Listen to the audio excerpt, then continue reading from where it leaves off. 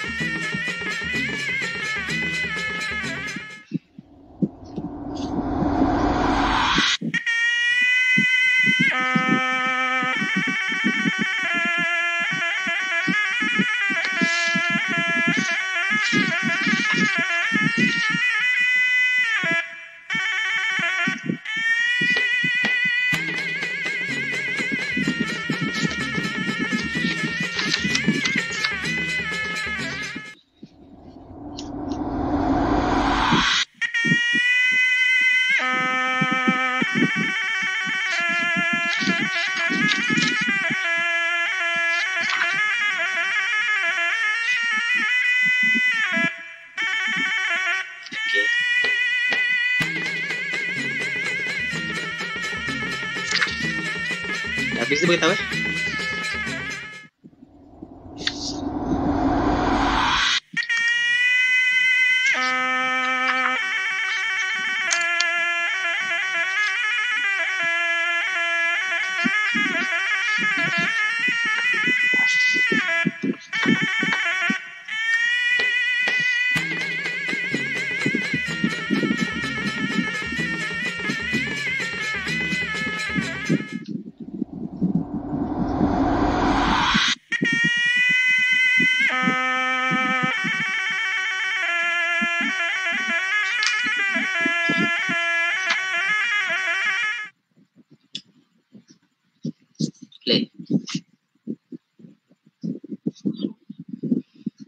أعوذ بالله من الشيطان الرجيم بسم الله الرحمن الرحيم السلام عليكم ورحمة الله تعالى وبركاته الحمد لله رب العالمين الذي أرسل رسوله بالهدى ودين الحق يظهره على الدين كله ولو كره المشركون.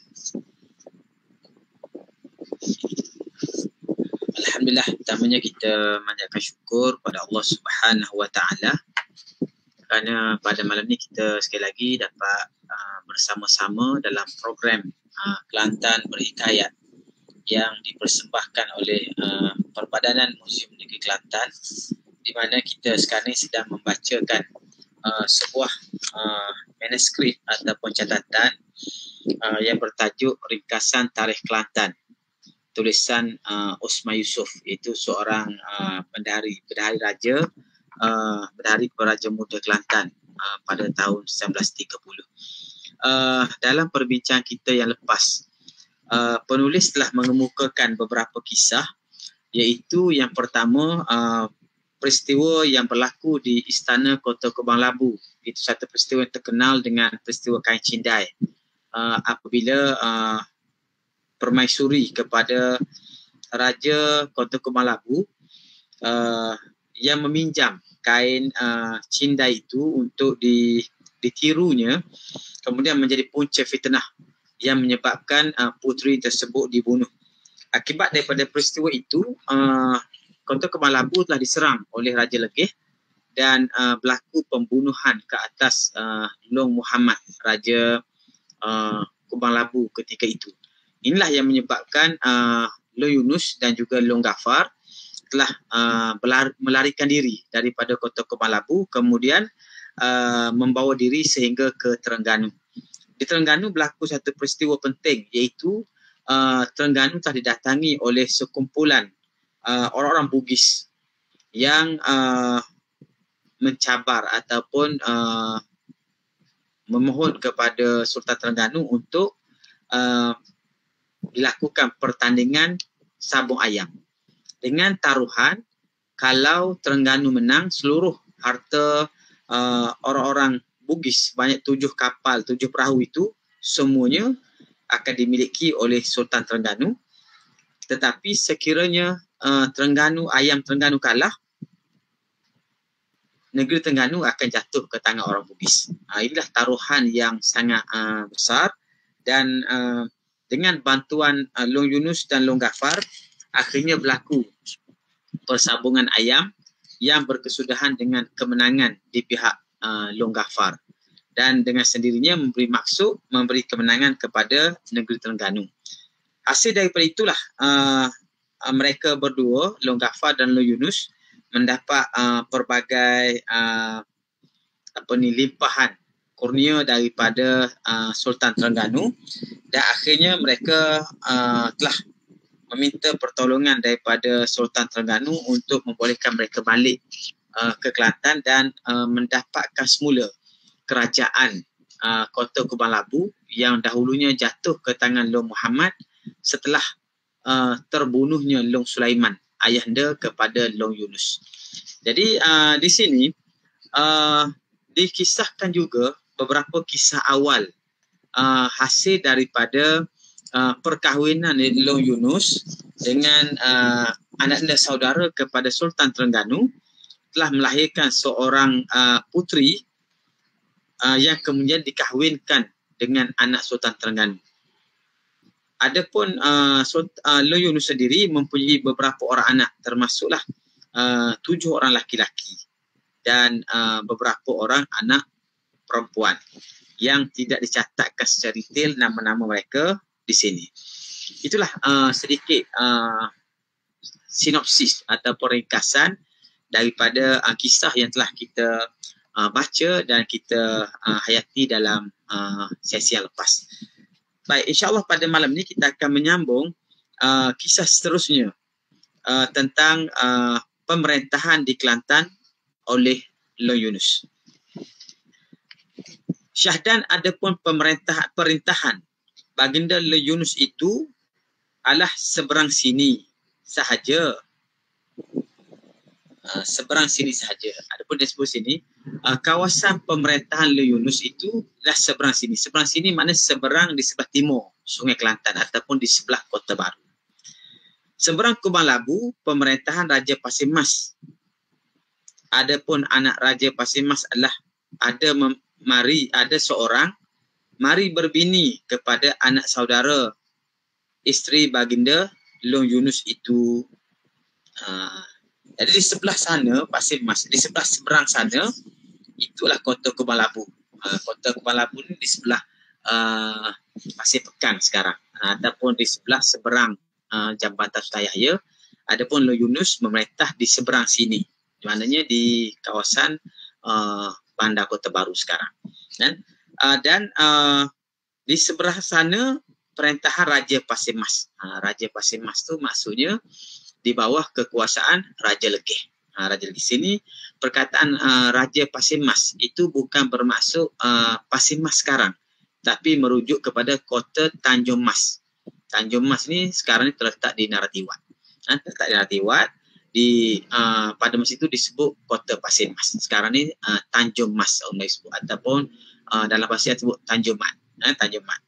Itu ialah ibu kota bagi kerajaan Legeh. Artinya di seberang sebelah sana Sungai Kelantan, kawasan itu masih lagi berada di bawah kekuasaan Raja Legeh.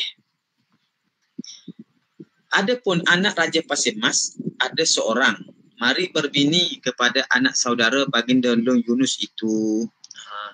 Salah seorang daripada putera Raja Pasir Mas itu menjadi menantu kepada anak saudara isteri baginda Long Yunus. Jadi anak saudara isteri baginda Long Yunus. Kita tak tahu anak isteri yang mana. Kerana sebagaimana kita sedia maklum, Long Yunus mempunyai beberapa orang isteri. Selain daripada isterinya yang disebut lebih awal itu anak saudara kepada Sultan Terengganu. Jadi menantu kepada anak saudara, bukan jadi menantu, jadi suami kepada anak saudara isteri baginda Long Yunus. Setelah beberapa lamanya memerintah, baginda pun tua lah. Hatta adalah pada suatu malam, anak Raja Pasir Mas itu disembelih leher bininya, lalu lari ke Pasir Mas. Ni satu peristiwa baru lagi, kan? Kata dia, ketika Long Yunus sudah tua, tak tahu berapa umurnya, tahun bila tak dinyatakan, tetapi ketika sudah tua, tiba-tiba satu malam anak Raja Pasir Mas, ini menantunya itu, disembelih leher bininya. Dia sembelih bini dia. Lalu lari balik ke Pasir Mas. Dia bunuh isteri dia, kemudian dia lari balik ke Pasir Mas. Setelah keesokan hari, maka dipersembahkan orang kepada baginda. Mana tuanku Long Yunus ni baru diberitahu pagi esoknya. Baginda pun murkalah, yang terlalu amat murkanya. Lalu dititahkan penghulu-penghulu mengeroh rakyat kerana hendak berangkat ke Pasir Mas. Lalu dipersembah oleh Long Muhammad, putera baginda yang tua. Jadi sini diberitahu bahawa putera yang tua, yang pertama di kalangan putera-putera Yunus yang ramai itu bernama Long Muhammad. Jadi bila tuanku Long Yunus ni marah ataupun murka, baginda pun kerahkan penghulu-penghulu supaya dikerahkan rakyat jelata bagi membolehkan baginda mengambil tindakan ke atas Raja Pasir Mas ataupun menantu daripada Pasir Mas ini. Lalu dipersembahkan oleh Long Yunus, putera baginda yang tua, dipersembahkan harapan ampun ayahanda kepada Patik, kiranya negeri Pasir Mas itu janganlah tuanku berangkat sendiri, biarlah Patik yang pergi dengan rakyat-rakyat sekalian. Jadi makna Long Muhammad ni beritahu pada ayahanda yang tua ni, ayahanda tak payahlah pergi. Urusan ni biar Patik, anak anda ni yang uruskan bersama rakyat. Gitulah maksud dia kan. Padanlah dengan Patik sahaja. Tuanku jikalau kemalangan, Patik mana yang suka, tuanku lah, maka sembahan itu diperkenankan baginda. Lalu disuruh siapkan gajah kenaikan. Jadi alasan anak dia bimbang. Kalau ayahnya tua ni kemalangan tengah jalan ataupun ialah nak pergi berperang kan. Jadi di situ dia kata lebih baik ayahnya tak payah pergilah. Anak dia saja yang pergi bersama rakyat jelata. Lalu tuanku Long Yunus ni pun bersetujulah supaya anak dia sahaja yang pergi bersama rakyat.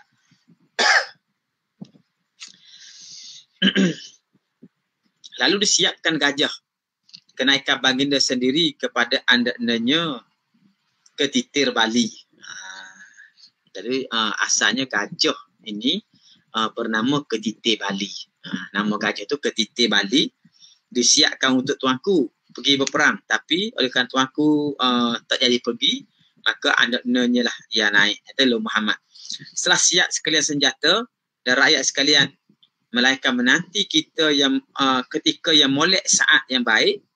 Setelah sampai ketika saat yang baik, maka Long Muhammad pun berangkatlah naik gajah serta berjalanlah beriringan rakyat beribu-ribu dengan bermacam-macam senjata melanggar negeri Pasir Mas. Jadi tunggu hari. Siap dah semua senjata, gajah semua siap, maka tunggu hari. Tunggu hari artinya nak tunggu saat yang baik, maka mereka pun terus bergerak ke Pasir Mas diikuti oleh rakyat dengan bermacam-macam senjata. Tidak berapa lamanya sampailah angkatan Long Muhammad ke negeri Pasir Mas. Lalu disuruh serbukan kota raja selalu. Selalu tu maknanya serta-merta kan. Bila sampai jadi Pasir Mas tu pakai tak pakai cek kira lah, pakai tak perunding dah, terus diserang. Suruh diserbukan kota raja selalu. Dengan seketika itu juga, maka terkejutlah orang negeri Pasir Mas yang penakut. Larilah bawa diri ke mana yang berani dilawan bertikam. Maka banyaklah orang Pasir Mas. Tiada berapa hari, banyaklah mati orang Pasir Mas. Tiada berapa hari berperang dan matinya tiadalah berketahuan lagi. Maka banyaklah orang Kelantan dapat rampas orang Pasir Mas. Dan Long Muhammad menyuruhlah mengambil anak-anak perempuan Raja Pasir Mas. Akhirnya dalam ni berlaku peperangan. Kerana serangan hendap lah kita kata kan. Serbuan yang dibuat tu secara mendadak. Dan kadang orang Pasir Mas tidak bersedia dan tidak tahu dia diserang. Akibat serangan tu, maka mana-mana yang berani tu berlawan lah. Menakut lagi. Bila perang banyak hari, maka banyaklah mati orang Pasir Mas. Dan kira-kiranya kalah lah Pasir Mas ni. Sehingga Long Muhammad ni berjaya menawan orang-orang Pasir Mas. Termasuk beberapa orang anak-anak raja perempuan. Puteri raja ni ditawan Dikawal ke mana? Dibawa balik 4 orang. Yang puteri ni 4 orang. Puteri-puteri kepada Raja Pasir Mas ni sebanyak 4 orang. Seramai 4 orang dirampas, dibawa balik. Rampasan lalu berangkat balik dengan kemenangan. Tiada berapa lama sampailah lalu dibawa menghadap ayahandanya sekalian rampasan dan anak tawanan itu. Jadi dah rampas dah semua harta-harta rampasan, orang tawanan semua dibawa balik dan dipersembahkanlah kepada ayahanda Le Yunus. Maka persembahkan daripada awal perang hingga akhirnya. Akhirnya dia pun diberitahulah cerita lagu mana berlaku peristiwa perang tu semua. Maka bersyukurlah, baginda pun bersyukurlah kepada Allah dikurnia Tuhan. Adanya maka dikurniakan Tuhan adanya, maka baginda pun bergembiralah, bersyukur dengan kurniaan Allah Ta'ala. Maka ada pun anak Raja Tawanan itu dikahwinkan anaknya dengan anaknya sekalian. Setelah berapa lamanya sampailah hukum Allah Ta'ala atas hambanya. Baginda pun kembali ke rahmatullah, lalu dimakamkan oleh anaknya sekalian di Langgar yang ada sekarang, dan bergelarlah baginda itu marhum berjanggut sampai sekarang adanya. Jadi kata dia, lepas pada peristiwa ni, oleh kerana raja pun sudah tua, dan baginda pun mengambil langkah mengahwinkan 4 orang puteri daripada Pasir Mas tadi dengan anak baginda, tapi tak diberitahu dengan anak dia yang mana. Tapi 4 orang puteri daripada Pasir Mas. Dalam manuskrip lah tak diberitahu kan. Kemudian selepas daripada itu tak berapa lama, maka mangkatlah baginda Le Yunus ini. Mangkat. Bila mangkat, kembali ke rahmat Allah, dimakamkan oleh anaknya sekalian di Langgar. Maknanya di kubur Langgar sekarang. Kubur Langgar sekarang ini, yang ada sekarang. Kubur Langgar sekarang tu lah, di Langgar tu kan. Dan Long Yunus ini bergelar selepas matinya marhum berjanggut. Berjadi kerana dia berjanggut, maka dikenali oleh rakyat almarhum tu marhum berjanggut. Itulah adanya. Maka dengan tu tamatlah kisah Long Yunus. Ada pun kisah berikutnya. Al-kisah maka tersebutlah yang Tuan Terengganu menggantikan kerajaan iaitu menantu almarhum itu, yang dikatakan raja kota anak almarhum itu juga menjadi raja muda pada masa yang tuan itu. Gini. Yang pertama dia kata bila mangkat saja Le Yunus, maka yang menggantikan baginda sebagai raja ni bergelar Yang Tuan ini ialah Yang Tuan Terengganu, iaitu menantu baginda. Menantu yang tadilah yang kita baca tadi, salah seorang daripada puteri Le Yunus dengan anak Sultan Terengganu itu, anak saudara Sultan Terengganu itu melahirkan seorang anak perempuan, kemudian dikahwinkan dengan anak Sultan Terengganu.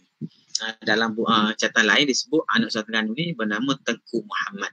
Tengku Muhammad jadi menantu kepada Le Yunus, iaitu suami kepada Cik Puan Nawi.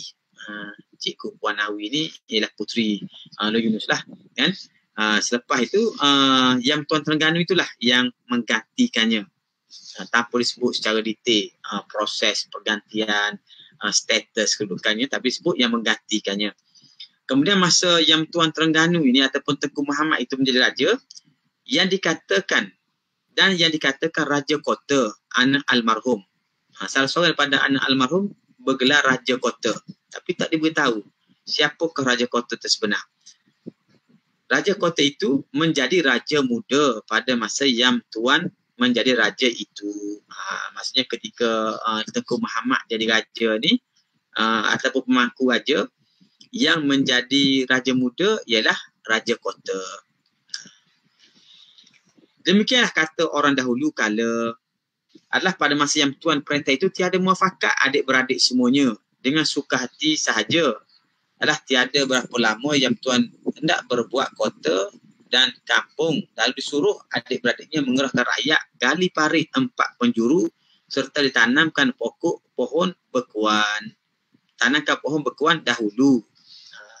Jadi sini diberitahu bahawa sebenarnya anak-anak Lo Yunus ramai 7 orang itu tidak sepakat untuk menjadikan Tengku Muhammad atau Yang Tuan Terengganu ni menjadi Raja Kelantan.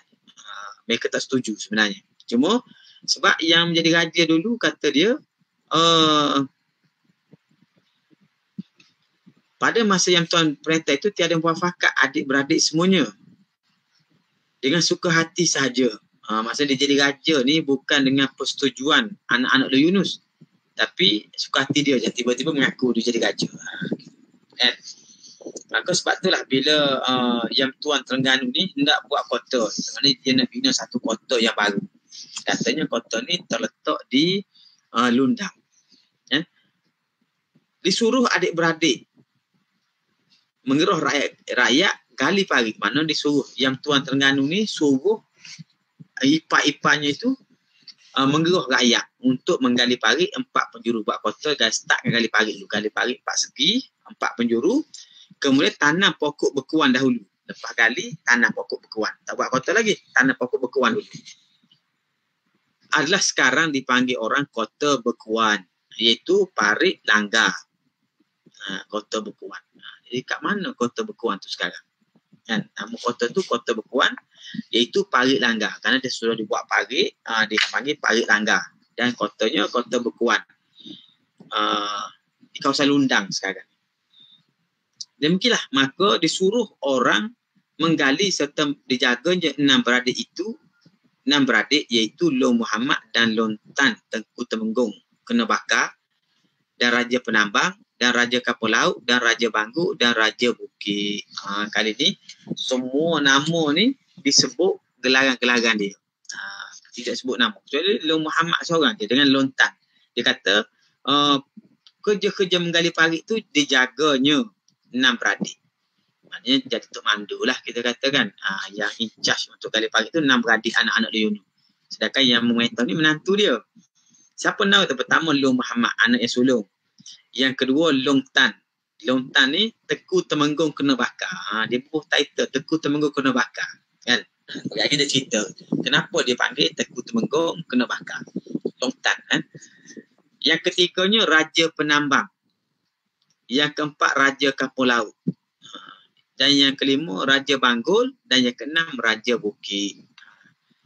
Jadi ke-6 ni yang kita sebut nama ni 2 saja. 4 orang tak disebut nama dalam teks ni. Tak disebut nama. Walaupun dalam catatan lain gelaran raja-raja ni sebenarnya diberitahu namanya. Dalam teks ni tak diberitahu. Cuma disebutkan saja gelaran-gelaran. Kerana di hujung perbincangan kita yang lepas, penulis ni beritahu. Kata dia,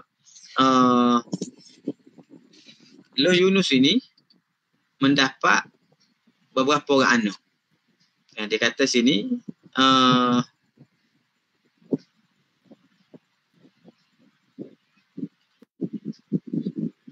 kata dia, setelah berapa lamanya merintah, dapat banyaklah anak laki-laki dan perempuan. Tetapi kata orang tua-tua 7 orang. 7 orang. Kan? 7 orang. 7 orang putera Lo Yunus. Yang perempuan tiada diketahui. Adapun yang putera yang tua Lo Yunus dan yang muda Long Tan. Dan 5 lagi tak ditahu, tiada tahu namanya. Penulis ni mengaku. Dia kata Lo Yunus tu anak dia banyak. Kan? Anak dia ramai, lebih kurang 7 orang yang laki-laki. 7 orang laki-laki. Dan yang perempuan juga. Yang perempuan semua tak diketahui nama. Adapun yang tua Lo Yunus, yang kedua Long Tan. Dua-dua nama dah sebut kan. Dan 5 lagi yang laki-laki tu tiada tahu namanya. Tak tahu nama. Jadi di sini wajarlah bila penulis ni hanya mencatatkan nama-nama berdasarkan jawatan. Raja Banggu, Raja Bukit, Raja Kapal Laut, Raja Penambang. Kemudian 2 lagi Long Tan sebagai Tengku Temenggung dan Long Muhammad. Tadi disebut lebih awal kan Raja Kota sebagai Raja Muda. Kita tak tahu siapa Raja Kota yang dimaksudkan di sini. Adakah Long Muhammad itulah Raja Kota Kalau kira 7 beradik kan, sini ada 6. Ada seorang lagi yang ketujuh. Adakah yang ketujuh tu raja kota? Kita pun tak tahu kan. Tak tahu yang mana satu dalam konteks cerita ni lah. Baik. 6 orang ni masing-masing jaga orang menggali itu. Kerja dia jadi maknanya dia beri tanggungjawab untuk menguruslah, jaga orang menggali itu. Setelah beberapa hari dikerjakan adalah kepada suatu hari sangat lelah serta kena panas sekaliannya kerana dikejang oleh yang tuan nak bangat. Sudah tiba-tiba berhentilah sekalian adik-beradik bermesyuarat. Jadi kata dia satu hari ni lelah lah buat kerja, letih. Sebab apa? Kerana tersangat panas hari tu. Kerana dikejang. Dikejang ni maknanya kita kata dikejang. Kita kata minta nak cepat-cepat. Dikejang tu maknanya raja nak suruh siap cepat-cepat. Itulah dikejang. Orang kata dikejang. Kejang ni maknanya nak cepat-cepat. Kita panggil apa bahasa Malaysia? Maknanya dikeruh lah. Dikeruh. Keruh tu tidak keruh juga. Tapi maksudnya dikejang tu keruh bersertakan nak segera. Hendak bangat. Hendak bangat. Dikejang oleh yang tuan kerana hendak bangat. Nak segera. Kan? Sudah tiba-tiba. Nak bangat sudah. Nak bangat sudah. Situ. Ayat dia berhenti kat situ kan. Dikejang yang tuan hendak bangat sudah. Susah juga baca ayat tak ada titik ni kan. Tak ada titik, tak ada koma, tak ada tanda baca. Straight je. Tiba-tiba berhentilah sekalian adik-beradik mesyuarat. Oleh kerana terlalu panas berhenti. Adik-beradik ni orang ni berhenti dulu mesyuarat. Apalah kesudahan kita sekalian duduk menjadi hamba orang. Kan negeri ini negeri bapak kita. Jadi nak beradik ni beri pendapat kita ni kalau jadi hamba orang ni tak boleh. Pasal negeri ni negeri bapak kita. Tiba-tiba kita jadi hamba. Sekarang baik kita berhenti buat kerja ni. Maka kata dia baik kita berhenti. Mogok ni. Tak puas hati kan. Kita, negeri ni negeri bapak kita.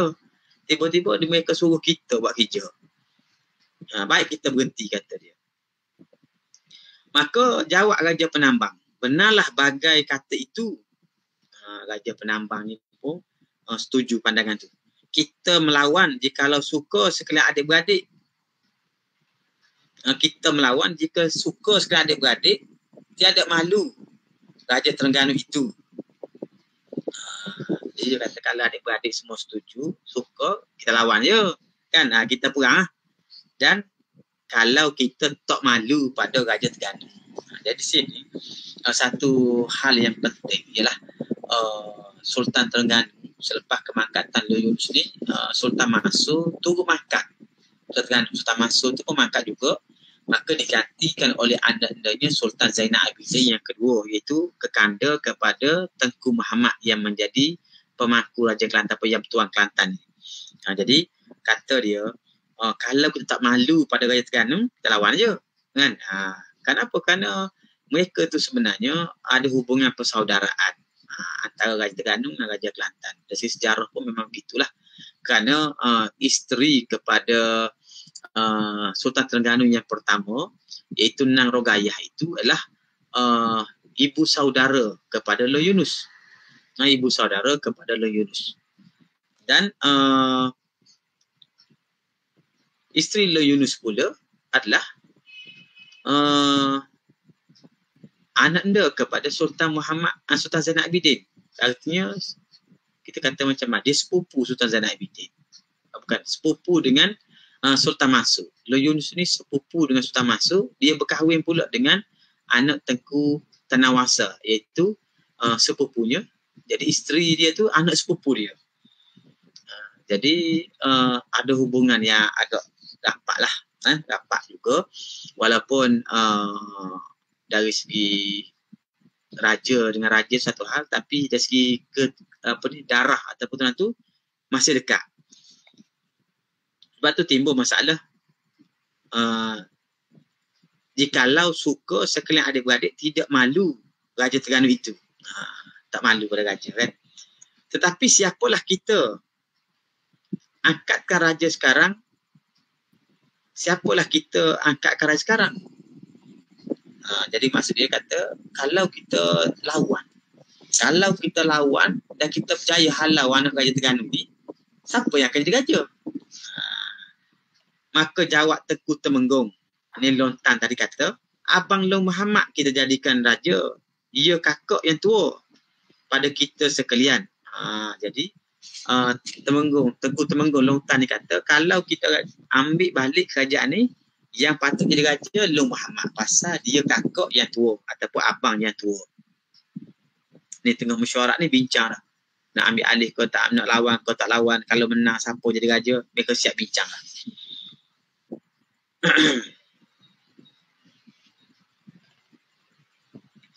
Maka jawab Long Muhammad, jangan kerana malu mata. Jangan. Gini. Jawab dia, jangan. Bukan jangan. Jadi Long Muhammad kata jangan. Tak boleh macam tu. Kalau nak jatuhkan Terengganu, lepas tu nanti aku jadi raja ni, tak boleh. Sebab apa? Kerana malu mata rasa abang. Jadi Long Muhammad ni masih berkira-kira, aku ni malu lah jadi raja. Pasal apa? Guling adik ipar. Kan? Guling adik ipar dia pun jadi raja. Adik ipar tu pula anak Raja Terengganu. Maka kata Tengku Temenggung, jawab adik dia pula, hendak minta abang jadi raja sehari. Pasal lawan Raja Terengganu itu atas adik sekalian ini. Jadi kata gini, kalau kita menang, abang jadi raja walaupun sehari. Ada pun masalah nak berlawan Terengganu ni sebab pada adik-adik. 5-6 beradik lagi ni. 5 beradik lagi ni untuk lawan.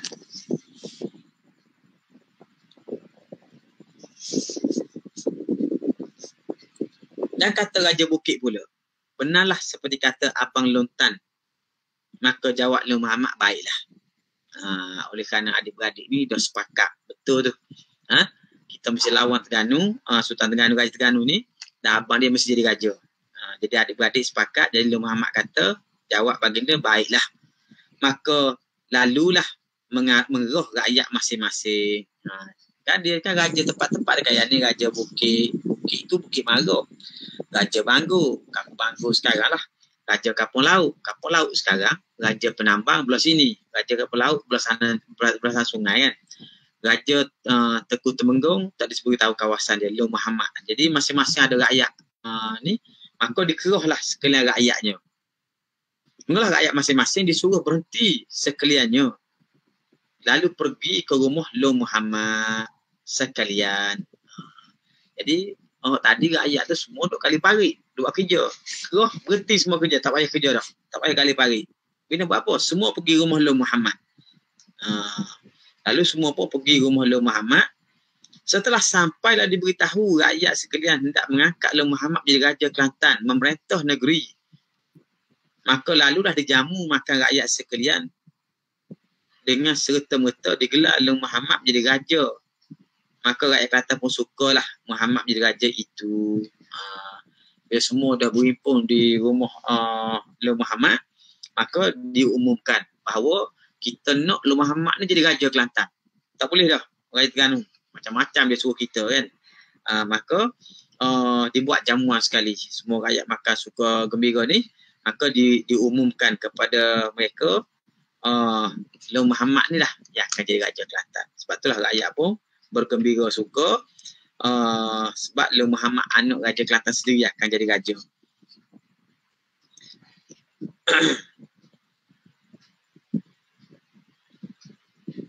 Dengan makan minumnya sekalian itu, maka siaplah segala senjata masing-masing. Dengan senjatanya masing-masing bawa senjata. Adalah yang berani berkata sama sendiri, sekali ni kalau nak cuci karat kerih lembing, cucilah dengan riuh rendah. Cucilah. Jadi semua mari bawa senjata semua. Jadi kata mereka, sekarang ni siapa-siapa nak cuci karat-karat kerih lembing apa semua, cuci sekarang. Maknanya bersiap dengan senjata-senjata. Dengan riuh rendahnya sekalian rakyat adapun anak-anak raja duduk menanti saat sahaja hendak melanggar kota yang tuan itu. Jadi rakyat ni duduk riuh rendah. Bersih kerih lembing apa semua, cuci karat semua. Asah lah, kita kata asah bagi tajam. Adapun anak-anak raja 6-7 beradik tadi, duduk tunggu rakyat-rakyat ada tengah buat video ni dalam keadaan dia tunggu saat yang paling sesuai untuk serai atau menyerai kota Yam Tuan tadi. Setelah sampai saat yang baik, lalu berangkatlah sekalian dengan tempik sorok hendak beri gembira sekalian rakyatnya. Itu ada pun setelah diberitahu sebelah Yam Tuan, maka disuruh panggil Raja Kota. Jadi Raja Kota tak terlibat dalam isu ni. Kan? Daripada adik-beradik dia tu, Raja Kota tak terlibat. Sedangkan Raja Kota tu juga anak anda kepada Li Yunus dan Raja Kota lah yang menjadi Raja Muda. Bila rakyat dah mari sorok hilal depan kota Yam Tuan ni, maka hulu balang pun report kepada Yam Tuan apa yang sedang berlaku. Jadi Yam Tuan Terengganu ni, dia pun panggil Raja Kota. Ipar dia ni, Raja Kota. Setelah datang Raja Kota, muafakatlah keduanya serta mengerahkan rakyat mana yang ada. Maka musuh pun sampailah lalu bertemu kedua pihak dan bertikamlah serta bertepik sorok. Tiada berapa lama bertikam, undurlah sebelah Terengganu. Maka setelah dilihat Yam Tuan rakyat undur itu, rakyat undur itu, Yam Tuan dan Raja Kota pun larilah langsung ke Terengganu. Jadi bila berpakat Raja Kota dengan Yam Tuan ni, lawan lah maksudnya kan. Kalau adik-beradik dia mari sekarang, kita lawan je lah. Maka berlawan lah. Bila berlawan tu, tiba-tiba rakyat kepada Yam Tuan ni berundur. Kalah lah kita kata. Bila Yam Tuan ni tengok rakyat dia berundur dan Raja Kota pun tengok Yam Tuan pun nak lari, dia pun lari sekali, lari ke Terengganu. Maka rakyat pun larilah masing-masing bawa dirinya. Maka dapatlah kerajaan kepada Long Muhammad. Sejak tu jatuhlah kerajaan Kelantan tu kembali ke tangan Long Muhammad. Digelar orang Sultan Muhammad. Ini Sultan Muhammad yang pertama. Kalau ikut setengah buku catatan sejarah, mengatakan bahawa peristiwa ini berlaku sekitar tahun 1799, begitulah lebih kurang, dalam perang yang pertama ini. Digelar orang Sultan Muhammad, yakni Muhammad yang pertama, iaitu Sultan Mandul. Sampai sekarang, jadi sampai sekarang lah orang panggil Sultan Muhammad tu Sultan Mandul. Sultan Mandul pasal tak ada anak kan. Ayahnya dia banyak anak, marhum berjanggut. Dia tu dikenali sebagai nama tubuh dia Long Muhammad. Nama jawatan dan takhta dia ni Sultan Muhammad atau Sultan Muhammad pertama. Adapun gelaran dia Sultan Mandul. Kan tak ada anak. Hatta tiada berapa lama antaranya, maka Yam Tuan himpunkan rakyat langgar pula negeri Kelantan. Tak berapa lama mereka, lebih kurang 4-5-7 bulan lah kita kata. Tiba-tiba Yam Tuan Terengganu tadi bawa rakyat Terengganu mari langgar semula negeri Kelantan. Tiada tertahanlah oleh orang Kelantan, maka undurlah orang Kelantan. Maka Tengku Temenggung dan sekalian adik-beradik memanggil orang Cina Hulu Kelantan. Oleh kerana serangan daripada Yam Tuan Terengganu ni, serangan balas ni dibuat, mungkin mengejut juga, menyebabkan Sultan Muhammad yang pertama ni tidak dapat mempertahankan kota dia. Dia pun lari, berundur. Bila berundur ni, adindanya Tengku Temenggung yang lontan tadi dan sekalian adik-beradiknya, adik-beradik yang lain lah, memanggil orang Cina Hulu Kelantan, minta tolong, minta bantuan orang Cina. Orang Cina banyak di Gua Musang ataupun di Pulai kerana mereka masuk ke Kelantan untuk menjadi pelombong-pelombong emas di sana. Jadi Tengku Temenggung bersama adik-beradik ni panggil orang Cina minta tolong. Maka orang-orang Cina minta janji, boleh nak tolong tapi mesti ada balasan dia kan. Maka janji, jikalau menang apalah upahnya. Kalau menang dapat semula tahta tu, Sultan Kelantan upah apa kat dia? Maka lalulah berjanji kalau menang dibenarkan orang Cina merapok 3 hari. Setengah kata 7 hari. Jadi ni pesing orang zaman dulu. Kan oleh kerana raja ni tak ada harta lagi, dia pun tak ada apa ni harta baru nak mengetah kan. Jadi balasan dia kalau China dia menang, China dia akan merompok selama 3 hari 3 malam. Cuma dia rompok siapa kita tak tahu. Adakah dia akan merompok rakyat Kelantan ataupun merompok orang Terengganu, kita pun tak tahu. Tapi dibenarkan untuk merompok selama 3 hari. Setengah kain kata 7 hari. Maka orang Cina pun bersetujulah seperti perjanjian itu. Maka mufakatlah Melayu dan Cina sekalian di hulu.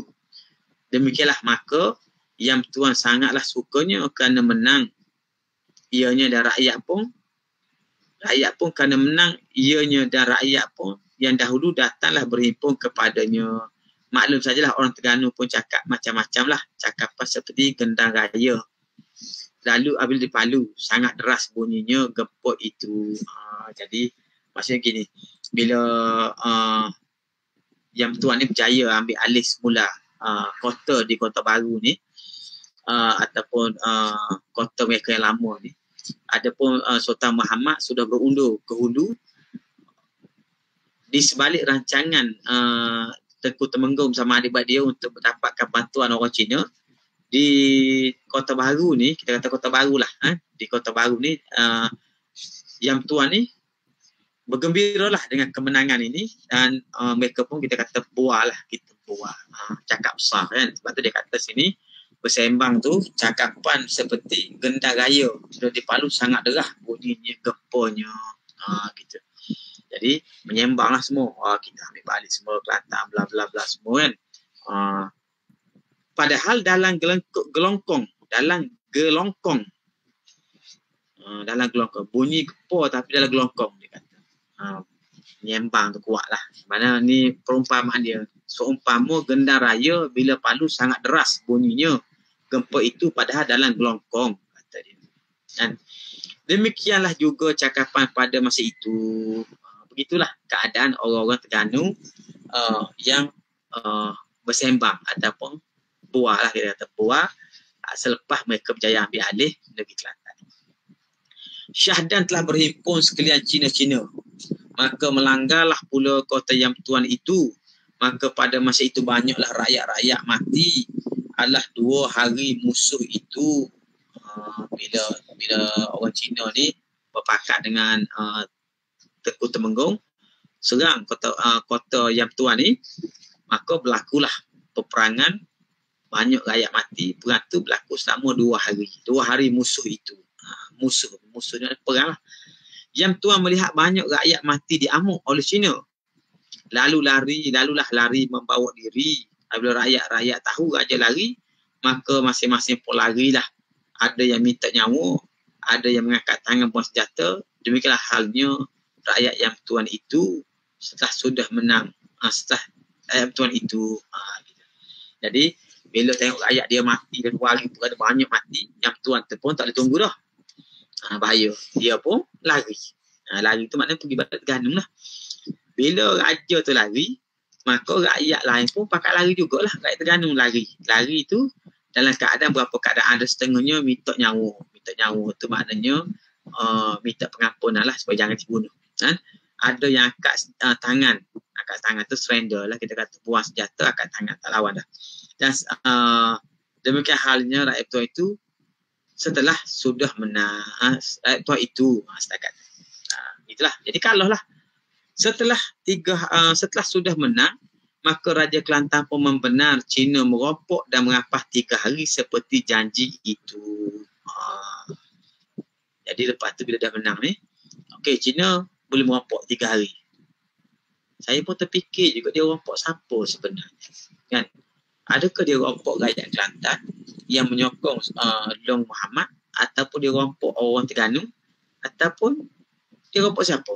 Tapi kaedah pada masa itu, dalam perjanjian itu maknanya untuk balas jasa orang Cina ni, yang kita kira Long Muhammad dan adik-beradik dia oleh kerana telah terbuang daripada takhta ketika itu, mereka tak ada harta. Jadi cara nak balas dan nak bayar dengan harta tak boleh. Maka dibenarkan Cina itu merompok selama 3 hari. Demikianlah setelah genap 3 hari, dah disuruh balik sekalian Mana suka tinggal, duduklah. Mana yang suka balik hulu, demikianlah kata orang dahulu-dahulu kala. Jadi, bila kena dah 3 hari, maka raja pun kata, okey, berhenti merapok. Jadi, mana-mana orang Cina yang suka tinggal di bandar, di Kota Baru, boleh duduk sini. Tak payah balik. Siapa yang tak mahu di sini, boleh balik semula ke hulu, pergi melombong. Sebenarnya Cina suka duduk hulu kerana sana mereka boleh melombong. Itu lombong emas di Pulai.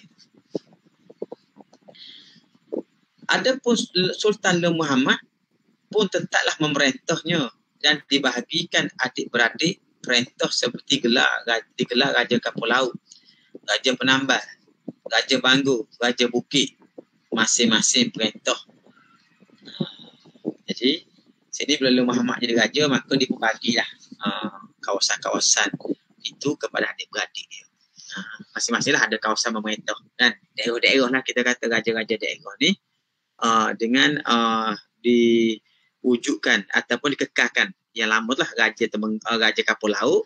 Raja Kapal Laut tu di kapal laut sekarang lah, ataupun dijajah Tan Tumpak. Raja Penambang di seberang sini kapal laut Penambang. Raja Banggu, sebenarnya Raja Banggu dan Penambang tu sebelah-sebelah je. Kenapa macam tu? Sebab pada masa ini kebanyakan orang Kelantan, kawasan yang padat dengan penduduk ialah kawasan antara Banggul ataupun Kuala Sungai Budur ni sehingga ke Penambang. Itu kawasan yang padat. Ada banyaklah kisah-kisah bagaimana kawasan itulah menjadi kawasan yang utama. Sebab tu hari ni kubu-kubu utama tu tengok semua di Banggul kan. Kubu Banggul tu besar. Kerana situlah tempat orang ramai. Adapun di kawasan bandar Kota Baru sekarang tu belum menjadi pusat penempatan yang padat. Yang baik. Sebab tu di Banggul ada seorang raja, di Penambang ada seorang raja. Walaupun kampung sebelah-sebelah dekat-dekat. Dan Raja Bukit. Raja Bukit ni ialah raja merintah di kawasan Bukit Maruk. Masing-masing perintah. Ni kawasan lain di perintah dia manilah. Adapun Temenggung, yakni Tengku Temenggung Lontan, bersama-sama dengan Sultan Muhammad, demikianlah adanya. Jadi Tengku Temenggung tak ada kawasan, tapi dia memerintah bersama dengan kandangnya Sultan Muhammad. Jadi ke kerajaan pusat lah kita kata. Kerajaan pusat. Adapun Raja Kapal Laut, Raja Penambang, Raja Banggu ni kira kerajaan-kerajaan daerah. Adapun diceritakan orang dahulu kala, Sultan Muhammad ini seorang raja yang sangat adil. Lagi murah dengan hamba rakyatnya.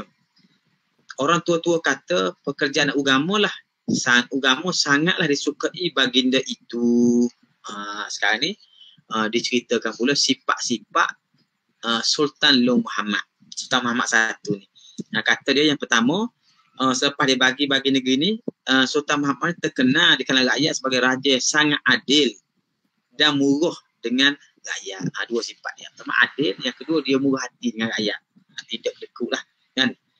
Dan kata orang tua-tua, pekerjaan yang paling dia sukai ialah pekerjaan agama. Jadi di sinilah kita lihat bahawa pada abad yang ke-19 daripada tahun 1800 hingga ke akhir abad ke-18 1900, itulah zaman kebangkitan Islam di Kelantan. Dan kita tak boleh nafikan bahawa inilah antaranya peranan Sultan Muhammad yang pertama. Sesuai yang disebut kat sini, dia seorang yang sangat suka pada pekerjaan agama. Daripada situlah lahirnya ulama-ulama, lahirnya pondok-pondok, berhijrahnya ulama-ulama daripada petani ke Kelantan secara besar-besaran kan. Yang menyebabkan budaya agama tu menjadi begitu cepat berkembang. Dan akhirnya lahir pusat-pusat pengajian yang banyak di sebelah Kota Baru sehingga dikenal orang Kelantan ni sebagai Serami Mekah. Serami Mekah.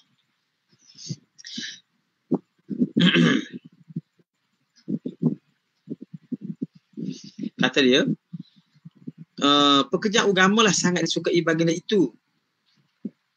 Jumaat baginda tiada tinggal. Setiap kali hari Jumaat mesti raja ni akan pergi masjid. Itu Jumaat baginda tiada tinggal. Dan menziarah makam paduka ayahanda tiap-tiap kali Jumaat. Setiap hari Jumaat Sultan ni akan pergi menziarahi makam ayahandanya Long Yumnu di Langgar. Di Langgar itu kan. Apabila balik di Langgar, mana lepas ziarah ayah dia di Langgar, singgahlah baginda itu ke kubur Tokbah. lorong gajah mati. Maknanya pada masa ni kubur kita panggil langgar buruk yang geger baru ni kan. Langgar buruk tu di situ dipanggil kubur Tokbah. Kubur Tokbah. Kubur Tokbah lorong gajah mati. Kubur gajah mati sekarang tu lah. Ataupun kita panggil langgar buruk. Diceritakan orang tua-tua adalah makam nenek-neneknya Long Sulaiman di situ.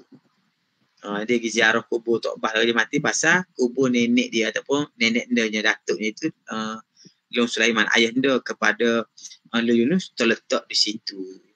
Sebenarnya tuan-tuan, ada beberapa kesilapan fakta yang saya akan menjelaskan di sini. Pertama, yang disebut Long Sulaiman sebagai Raja Kelantan sebelum Long Muhammad itu, Long Sulaiman adalah raja yang memerintah di kota Kubang Labu dan baginda dibunuh oleh Long Deraman, menantunya. Long Bahar, raja sebelum daripadanya, ayahandanya, ialah dibunuh oleh anak saudaranya, Long Muhammad. Adapun Long Sulaiman dibunuh oleh menantunya Long Deraman. Kedua-dua raja ni mati terbunuh. Jadi, Long Sulaiman selepas baginda Makkah dibunuh, dikebumikan di Wakaf Baru sekarang ni. Ataupun lebih tepat nama Dusun Raja. Dusun Raja, satu kawasan perkuburan lama dipanggil Dusun Raja. Di situlah dikebumikan Long Sulaiman. Ada pun yang disebut di sini, dia melawat makan neneknya Long Sulaiman ini, sebenarnya nenek di sini bukan Long Sulaiman tetapi Long Bahar, kerana Long Bahar dikebumikan di perkuburan langgar buruk ataupun kubur gajah mati. Mungkin kerana catatan setengahnya mengatakan tu makam Long Sulaiman di situ, maka penulis ni pun kata makam Long Sulaiman. Sebenarnya makam Long Sulaiman tu bukan di situ, sebaliknya di Wakaf Baru ataupun Dusun Raja, di Dusun Raja. Tak apalah, kita tinggalkan dulu yang sini. Cuma yang bezanya Long Sulaiman, sebenarnya bukan Long Sulaiman, bukan makam Sulaiman, tapi makam ayahanda kepada Long Sulaiman itu Long Bahar. Dan lagi, jika hari raya dimuat pitis 3 ekor gajah, jadi Long Muhammad ni dia akan bobok pitis atas 3 ekor gajah kalau hari raya. Disedekahkan di makam ayahandanya 2 ekor gajah, dan di tempat di kubur Tokbah itu 1 ekor gajah. Jadi Sultan sendiri ni bila hari raya dia akan bawa 3 ekor gajah yang isi dimuat dengan piti, bawa piti. 2 ekor gajah akan pergi ke langgar, kubur langgar sekarang, dan Long Muhammad akan bagikan sedekah lah pada rakyat. Adapun 1 ekor gajah lagi akan pergi ke kubur Tokbah, tempat makam Long Bahar itu, kemudian dibagikan sedekah. Demikianlah pada tiap-tiap tahun pada masa hayat baginda Sultan Muhammad itu. Demikianlah. Dan lagi, sekiranya baginda itu membeli barang-barang kambing atau lembu pada hamba rakyat. Kalau tiba-tiba Long Muhammad ni dia nak beli lembu kubau, kambing lembu lah kita, dia pun pergi beli dengan rakyat.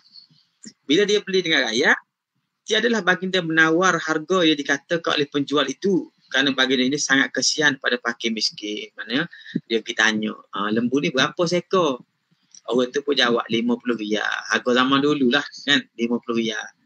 Okey, bayar RM50. Pakai tak tawar dah. Kenapa? Kerana baginda tidak mahu rakyat tu rasa tak cukup duit, ataupun kesian rakyat ni miskin. Kalau dia kata harga berapa, kita bayar je. Tak payah tawar. Sebenarnya dari segi mekanisme pasarnya patut ada tawar menawar kan. Tapi di sini diberitahu Long Muhammad ni bila dia beli barang, dia kesian kat rakyat dia, dia tak tawar dah. Kalau rakyat dia kata mahal, dia bayar mahal lah. Maka makin setahun makin ramai rakyat masuk kerana masyhur keadilan baginda. Masuk di sini maknanya oleh kerana kota ni duduk di kawasan Kota Baru sekarang ni, di daerah Kota Baru sekarang lah. Jadi rakyat-rakyat yang duduk jauh-jauh ni pakat mari duduk Kota Baru belakang. Sebab apa? Sebab termasyhur rajanya adil. Jadi bila adil, rakyat mari duduk lah. Duduk sebelum ni rakyat Sakar ni duduk rata-rata kan. duduk jauh-jauh daripada bandar, mungkin di Pasir Putih, di Bacok atau Belah Macan atau Belah mana-mana. Tapi bila dengar saja raja ni adil, rakyat pun berhijrah. Kita duduk Kota Baru lah, senang. Tapi masa ni bukan nama Kota Baru lagi. Belum nama Kota Baru. Jadi ramailah orang mari pakat duduk di kawasan ni sehingga maju dan padatlah penduduk dia. Adapun baginda itu tiada dapat puteranya. Raja-raja lain sudah dapat anak, maka Tengku Temenggung pun dapatlah anaknya laki-laki. Jadi kata dia, raja-raja lain, tadilah Raja Kapur Laut, Raja Bangor, Raja Bukit, Raja Temenggung semua ni ada anak dah. Adapun Sultan sendiri tak ada anak. Dia tak beranak. Jadi dia tersebut Sultan Mandu tu kan, tak ada anak. Maka Tengku Temenggung itu dapatlah seorang anak laki-laki. Lalu diambil baginda, dipelihara. Dia pun ambil anak Tengku Temenggung ni, buat anak akak dia pegang. Serta dinamakan baginda Tuan Seni. Maka anak Tengku Temenggung ni, Sultan Mak Perak ni nama dia Tuan Seni. Bernama baginda Tuan Seni. Dinamakan baginda Tuan Seni. Adapun Tuan Seni ini mulutnya merah. Mulut merah. Jadi bibir mulut dia ni merah kan. Merah. Maka merah. Mana hamba rakyat sangat gemar melihat Tuan Seni itu. Apabila baginda, apalagi baginda sangat kasih sayangnya. Sungguh pun anak saudara ini kasih seperti anak sendiri. Demikianlah. Dipelihara betapa anak raja-raja yang besar. Digelar hambanya Tuan Seni mulut merah. Gitu. Jadi Tuan Seni tadi mulut dia merah. Mulut bibir dia warna merah. Jadi dipelihara oleh Sultan Muhammad dengan penuh sayang serupa anak dia sendiri. Jadi rakyat-rakyat pun sukalah pada raja, suka juga pada anak angkat dia pelihara ni, anak saudara dia ni. Jadi rakyat pun panggil bergelar kepada Tuan Seni ni dengan Tuan Seni mulut merah. Sebab tu masyhur dalam sejarah Kelantan tu Long Seni mulut merah kan. Bila Long Seni mulut merah ataupun Tuan Seni mulut merah ni, rakyat pun kasih pada dia, raja pun kasih pada dia. Duduk dengan raja, dipelayar seperti anak raja sendiri. Adapun Raja Banggul dan Raja Penambang dan Raja Kapur Laut, tiga ni pok saudara, tiga orang ni. Pok saudara pada Tuan Seni. Adalah menaruh dengki kepada Tengku Temenggung. Dengki pula dengan abang dia. Tengku Temenggung tu abang dia kan. Kerana anaknya disebabkan anak Tengku Temenggung ni dikasihi oleh Sultan, maka dengki pula adik-beradik dia. Jadi cerita dengki dalam politik ni bukan cerita baru tuan-tuan. Nanti kita akan lihat lagi lepas pada ni bagaimana raja-raja ni berdengki. Raja-raja daerah ni berdengki dengan adik-beradik sendiri yang menyebabkan berlaku tindakan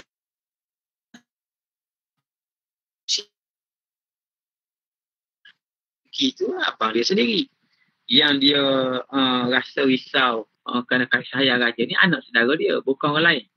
Tapi mungkin kerana faktor politik, kerana faktor kekuasaan dan seumpamanya, masing-masing menaruh harapan untuk jadi raja, menggantikan Long Muhammad yang tidak berputera ni, maka di situlah timbul dengki. Mungkin salah seorang daripada raja tiga tadi, Raja Banggul, Raja Penambang dan Raja Kapur Laut itu ada cita-cita nak jadi raja. InsyaAllah pada sesi akan datang saya akan sebutkan kisah selanjutnya bagaimana dengki itu telah menjadi punca kepada krisis dan pergolakan politik yang baru di kalangan adik-beradik mereka. Dan insyaAllah kalau dapat, saya akan semok dalam risalah-risalah yang lain supaya kita boleh kenal pasti yang kita sebut Raja Penambang ni siapa, yang disebut Raja Kapur Laut ni siapa, yang disebut Raja Banggul ni siapa kan. Sebab ada banyak macam-macam raja tadi, semuanya jawatan-jawatan dengan tak disebut siapakah nama mereka. Dengan kita buat bandingan pada teks-teks yang lain, kita cuba kenal pasti siapakah mereka ini, supaya jalan cerita tu jadi lebih lebih menarik dan kita dapat faham dengan lebih jelas kan. Kerana penulis ini hanya menyebut jawatan-jawatan mereka sahaja. Dan memang zaman dulu pun sebahagian daripada adat orang zaman dulu, raja-raja tu dipanggil pada gelaran-gelaran mereka, Tengku Temenggung, Tengku Temenggung, Tengku Bendahara, Raja Kampung Laut. Itu gelaran-gelaran mereka dengan tak disebut nama tubuhnya. Maka yang diriwayatkan kepada kita di sini dalam teks ini juga gelaran-gelaran mereka dengan tak dinyatakan tubuhnya. InsyaAllah dalam sesi akan datang nanti kita akan menyentuh nama-nama mereka berdasarkan teks-teks yang lain, insyaAllah. Dan akhir sekali sebelum kita berhenti pada malam ni, tuan-tuan sekalian, saya ingin mengambil kesempatan di sini untuk berpesan kepada seluruh rakyat Kelantan khususnya supaya kita sama-sama menjaga SOP bagi memastikan usaha kita untuk membendung atau memutuskan rantaian COVID-19 ini dapat kita jayakan. Jaga SOP, pakai pelitup muka, kalau pergi ke masjid bawa sejadah, basuh tangan dan jaga jarak. Dan yang paling penting sekali, saya berharap semua rakyat Kelantan ambillah vaksin. Kerana perkara ini telah pun dibincangkan panjang lebar oleh ulama-ulama khususnya mufti dan juga majlis fatwa, dan kita sepatutnya mendukung usaha kerajaan memastikan supaya kita dapat membentuk satu komuniti yang kuat dalam menghadapi COVID ini. Kan? Jadi kalau kita tak pergi cocok yang menyebabkan ramai daripada kita tak dapat pergi ke pasar, tak dapat pergi masjid, tak boleh sembahyang Jumaat, tu imam sendiri pun tak cucuk, tak boleh sembahyang Jumaat juga. Jadi itu tidak baik untuk masyarakat kita. Jadi walaupun kita tak dipaksa untuk mengambil vaksin ni, tapi sebagai tanggungjawab bersama, marilah sama-sama kita mengambil vaksin ini, dicucuk vaksin ini supaya kita dapat membentuk satu kelompok masyarakat yang ada ketahanan dalam menghadapi COVID-19 insya-Allah. Jadi itulah dapat kita kongsi pada malam ni insya-Allah, kisah bagaimana pergolakan politik yang berlaku akibat kedengkian di antara putera-putera raja ini. Kita akan baca dan sambung dalam sesi akan datang insya-Allah. Wassallallahu ala sayyidina Muhammad wa ala alihi wa sahbihi wa baraka wa sallam walhamdulillahi rabbil alamin. Wassalamualaikum warahmatullahi wabarakatuh.